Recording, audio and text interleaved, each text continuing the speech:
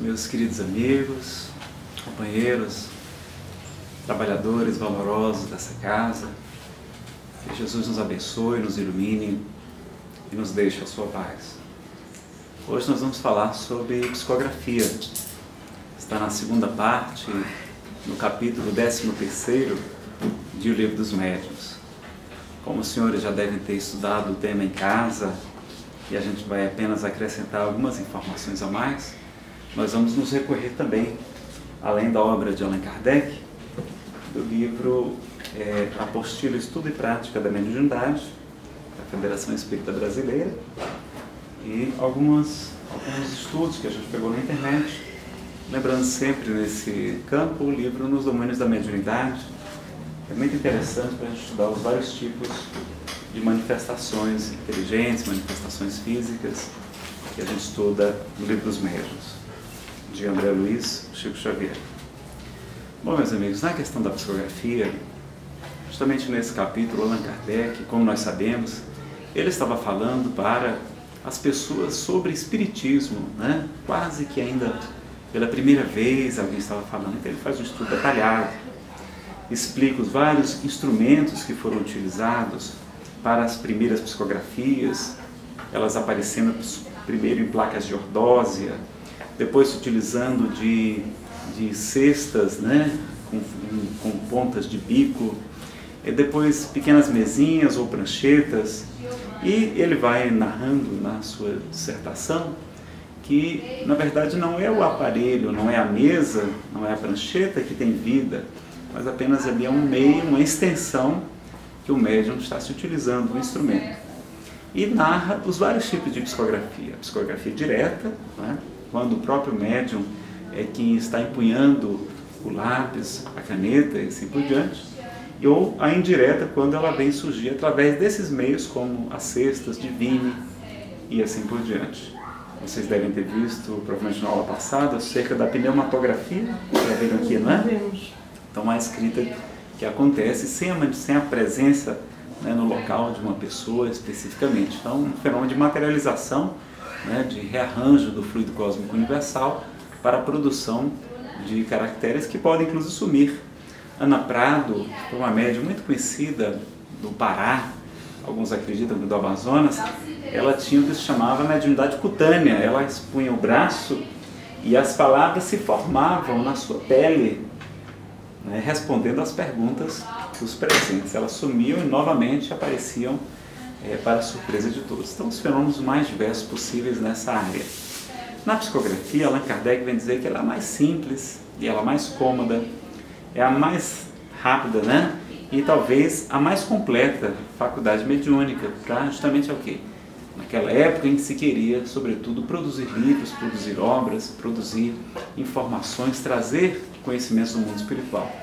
Hoje, em pleno século XXI, nós já não estamos usando a mediunidade para demonstrar a existência dos espíritos, né? Nós já sabemos, nós já temos certeza, temos fenômenos diversos.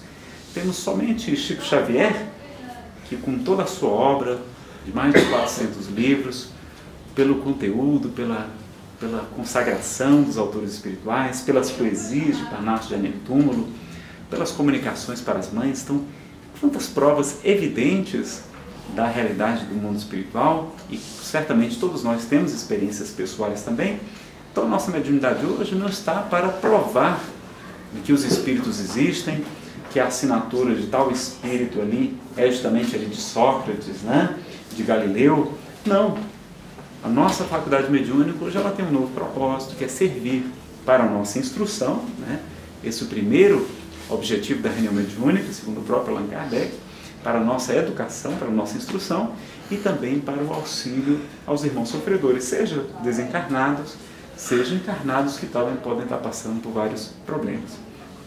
Então, muitas vezes o médium tem um certo afã, como vimos aqui na mensagem do livro Fonte Viva de Emmanuel, pela psicografia do Chico. Muitas vezes nós queremos aquele mérito de conseguir ajudar alguém, de salvar, de ser o responsável, porque precisamos, muitos de nós ainda temos problemas de autoestima, de autoafirmação, ou muitas vezes até queremos provar que o Espiritismo realmente existe. E podemos, muitas vezes, o quê? Correr o risco de levar a pessoa ao descrédito. Meus amigos, a pessoa, para acreditar na realidade espiritual, para converter-se a uma religião, não são somente por argumentos lógicos, pela experiência, pelo fenômeno, não. O fenômeno é muito pobre para isso. Ele vai sim nos chamar a atenção, vai, né, nos convocar para desconfiar que existe algo, mas eu soube por minha mãe, que ela viu a sua mãe, a minha avó, que havia já desencarnado, eu acreditei nela, mas aquilo não me serviu de nada, eu continuei ateu e materialista. Porque justamente o que os Espíritos vêm dizer, que muito mais do que enfrentar convicções, nós vamos ter dificuldade de enfrentar interesses. Então as pessoas não estão interessadas em cuidar da sua vida espiritual, de cuidar de acumular tesouros no céu. Não, queremos os tesouros aqui na terra. Queremos o dinheiro, a riqueza, a saúde, a fortuna, a fama, a glória. Ninguém quer realmente saber. Né? Precisamos muitas vezes ser chamados pelo cachorro, porque o Jesus é o bom pastor, sim, dizia Chico. Mas o bom pastor, ele tem um cajado, né? E tem um cachorro para lançar ao encalço daquelas ovelhas que insistimos em nos desgarrar do rebanho, ameaçando cair no precipício. Então, somos muitas vezes convidados pela amiga dor para essa grande transformação. Então, a psicografia hoje, não vamos se preocupar em produzir obras literárias. Eu acho que era mais importante a gente ler o que já existe, né? Tantas obras, só as obras de Kardec, cada vez que a gente estuda, a gente descobre coisas novas. A gente fazendo o evangelho em casa, a gente se surpreende. Mas, meu Deus, estava aqui escrito, como é que eu não vi antes? Então, reler, estudar, não é ler, é estudar Allan Kardec, as obras de André Luiz e de outros tantos espíritos maravilhosos que estiveram conosco através de médiuns consagrados. Não temos que ter essa preocupação de nos tornar, hoje a pessoa mal chega na casa espírita já publica um livro, né? Outros, eu conheço médicos que estão há 8, 10 anos tentando e organizando um trabalho para publicar, enquanto outros já chegam na casa espírita com um livro pronto. Então a gente tem esse cuidado. Será que é importante uma mensagem, né, de um espírito que vem para dizer já o que já foi dito, o que já é óbvio? Não é a necessidade muito maior da nossa transformação, da nossa reforma íntima, do auxílio aos espíritos sofredores. Por isso que hoje é mais comum a gente ver nas casas espíritas a psicofonia, a comunicação, os trabalhos de cura, do que propriamente as psicografias com autores renomados. Então vamos deixar essa preocupação para realmente, se for a nossa missão, se for o nosso chamamento, para a gente não cair num descrédulo. Às vezes a gente quer porque quer, não, eu sou médium, sou trabalhador do André Luiz, e aí uma pessoa vai nos procurar, a gente quer dar uma consulta, quer dar um conselho, quer seguir, quer tentar buscar uma psicografia para ela, e às vezes a gente está correndo no risco de desacreditar, porque quanto conteúdo nosso ainda tem naquela mensagem, né? Quão pouco preparados estamos para entrar em contato com entidades tão nobres, né? Que a gente vê Chico Xavier, com todo, ele tinha que se esforçar, meditar para entrar em contato com espíritos mais elevados. Quando psicografou Francisco de Assis, ao lado de Pietro Baldi, quando da sua visita ao Brasil, Chico disse que ele passou assim vários dias diferentes.